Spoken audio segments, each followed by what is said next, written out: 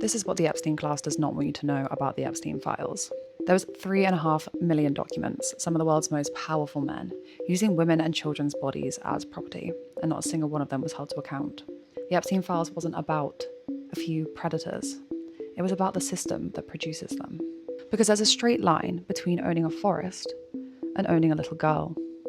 Both rest on the same idea that living things are property, something that can be exploited or drained for profit. And the same men who treat the planet as something to be extracted from treat women exactly the same way. Capitalism, or the private ownership of everything we need to live, wasn't built on stolen land alone. Women's bodies were enclosed at the same time. The witch hunts provided the legal means to strip women's control over their own reproduction, and they were simultaneously excluded from waged labour, turning their bodies into a machine for the production of labour. But since nobody pays you to have babies, this was a resource that could be taken for free. During the birth of capitalism, women and nature were redefined together, not as living, but as owned. And 500 years later, we are still under the tyranny of wealth, and the men at the top are still extracting. The 50 richest wealth hoarders on Earth produce more CO2 in 90 minutes than the average person does in their entire lifetime.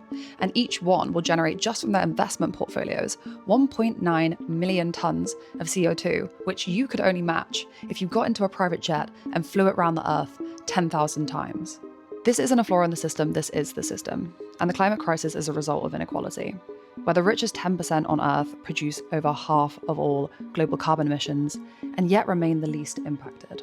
And the people at the top, overwhelmingly men, who own 50% more of the world's wealth than women, run the most polluting companies on Earth, and feel entitled to keep it that way. Some researchers are even beginning to argue that we should call our current epoch the Manthropocene, as opposed to the Anthropocene. So the same logic that allows a woman's body to be used without her consent is the same that lets a forest be clear-cut or a new oil well dug without consequence. It shields the trafficker and the oil executive alike, protecting the wealth hoarder from accountability and the oil company from liability. And ecofeminists have named this for at least half a century, a patriarchal order that treats women and the earth as the same kind of thing, something without agency, something that is yours to take.